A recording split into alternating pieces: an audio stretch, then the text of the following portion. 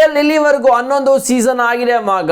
But ಇಲ್ಲಿವರೆಗೂ Bengaluru Bulls ಅಲ್ಲಿ 1 ಇಂದ 11 ವರೆಗೂ ಯಾರೆಲ್ಲ ಟಾಪ್ ರೇಟರ್ಸ್ ಇದ್ದಾರೆ, ಟಾಪ್ ರೇಟರ್ಸ್ ಅಂತ ಹೇಳಿದ್ರೆ ಯಾರು ಆ ಒಂದು ಸೀಸನ್ ಅಲ್ಲಿ ಹೈಯೆಸ್ಟ್ ಪಾಯಿಂಟ್ ನ ತಗೊಂಡಿದ್ದಾರೆ, ಬೆಂಗಳೂರು ಬುಲ್ಸ್ ನ ಆಳಿದ್ದು ದೊಡ್ಡ ನೇಮ್ ಅವರು ಅಜಯ್ ಠಾಕೂರ್, ಭರತ್ ಹುಡಾ, ರೋಹಿತ್ ಕುಮಾರ್, ಪವನ್ ಶರಾವತ್, ಪ್ರದೀಪ್ ನರ್ವಾಲ್ ಕೂಡ ಆಳಿದ್ರು ಒಂದು ವರ್ಷ. ಬಟ್ ಅಷ್ಟೇನು ಪರ್ಫಾರ್ಮ್ ಬಂದಿಲ್ಲ.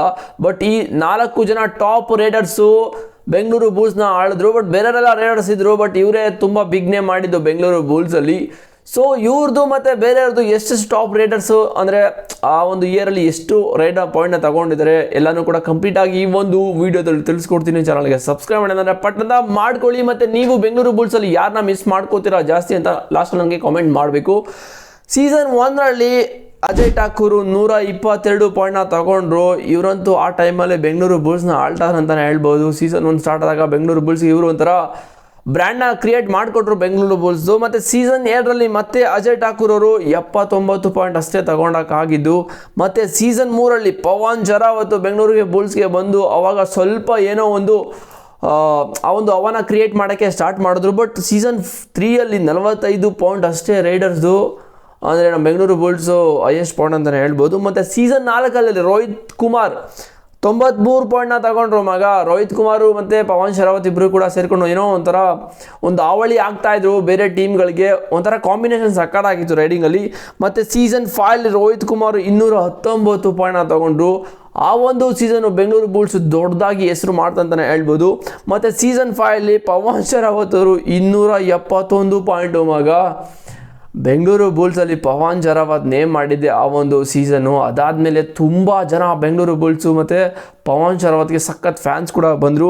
ಮತ್ತು ಸೀಸನ್ 7ನಲ್ಲಿ ಪವನ್ ಶರಾವತ್ ಅವರು 346 ರೇಟ್ ಪಾಯಿಂಟ್ನ ತಗೊಂಡಿದ್ದು. ಇನ್ನು ಎಲ್ಲೋ ಹೊಂಟೋಗ್ಬಿಡ್ತು ಪವನ್ ಶರಾವತ್ ಅವ್ರ ನೇಮು. ಮತ್ತು ಪವನ್ ಶರಾವತ್ ಮತ್ತೆ ಸೀಸನ್ 8ರಲ್ಲಿ 304 ಪಾಯಿಂಟು ಗುರು. ಬ್ಯಾಕ್ ಟು ಬ್ಯಾಕ್ ಸೀಸನ್ 6ಇಂದ ಸೀಸನ್ 8ವರೆಗೂ ಇವರೇ ಟಾಪ್ ರೇಡರ್ ಅಂತ ಹೇಳ್ಬೋದು ಬೆಂಗಳೂರು ಬುಲ್ಸಲ್ಲಿ. ಮತ್ತು ಸೀಸನ್ 9ನಲ್ಲಿ ಭರತ್ ಹುಡಾ ಬಂದರು. ಅವರು 279 ಪಾಯಿಂಟು ಸಕ್ಕತ್ತಾಗಿ ಆಡಿದ್ರು ಆ ಒಂದು ಸೀಸನು. ಮತ್ತು ಈ ಸೀಸನ್ 10ನಲ್ಲಿ ಭರತ್ ಹುಡಾ ಮತ್ತೆ ಅವ್ರದ್ದು ಪರ್ಫಾರ್ಮೆನ್ಸ್ ಡೌನ್ ಆಯಿತು, 103 ಪಾಯಿಂಟು ತೊಗೊಂಡಿದ್ದು. 11ನೇ ಸೀಸನ್ನು ನಿಮ್ಗೆಲ್ಲರಿಗೂ ಗೊತ್ತಿರೋಂಗೆ ಪ್ರದೀಪ್ ನರ್ವಾಲ್ನ ತಗೊಂಡ್ರು. ಬಿಕಾಸ್ ಎಲ್ಲ ರೈಡರ್ಸ್ನು ಬಿಟ್ಬಿಟ್ಟಿದ್ರು, ಎಲ್ಲರೂ ಬೇರೆ ಬೇರೆ ಟೀಮ್ಗೆ ಹೋಗಿದ್ರು. ಅಜಯ್ ಠಾಕೂರ್ಗೆ ವಯಸ್ಸಾಗಿತ್ತು, ಅವರು ಕೂಡ ಮುಗ್ದಿತ್ತು, ಆವಾಗಲೇ ಮುಗ್ದಿತ್ತು ಅವ್ರ ಕೆರಿಯರು. ಮತ್ತು ರೋಹಿತ್ ಕುಮಾರ್ ಕೂಡ ಕೆರಿಯರ್ ಮುಗ್ದೋಗಿತ್ತು. ಪವನ್ ಶರಾವತ್ನ ಬಿಟ್ಟಮೇಲೆ ಮತ್ತು ಭರತ್ ಹುಡಾ ಕೂಡ ಬಿಟ್ಟಮೇಲೆ ತೊಗೊಂಡಿದ್ದೆ ಪ್ರದೀಪ್ ನರ್ವಾಲ್ನ. ಬಟ್ ಅವ್ರು ತೊಗೊಂಡಿದ್ದು 111 ಪಾಯಿಂಟ್ನ ತೊಗೊಂಡ್ರು, ಅವರೇ ಹೈಯೆಸ್ಟು.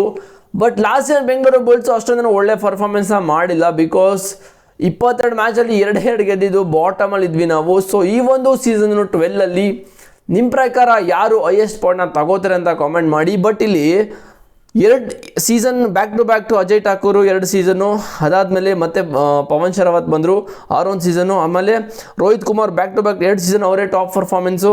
ಮತ್ತು ಪವನ್ ಶರಾವತ್ 3 ಸೀಸನ್ನು ಅವರೇ ಟಾಪ್ ಪರ್ಫಾರ್ಮೆನ್ಸು. ಅದಾದಮೇಲೆ ಭರತ್ ಹುಡಾ 2 ಸಲ ಟಾಪ್ ಪರ್ಫಾರ್ಮೆನ್ಸು. ಅದಾದಮೇಲೆ ಅಷ್ಟೇ, ಅದೇ ಬೆಂಗಳೂರು ಬುಲ್ಸು ಮುಗೀತು. ಬಟ್ ಒಂದೇ ಸೀಸನ್ ಕಪ್ ಗೆದ್ದಕ್ಕಾಗಿದ್ದು.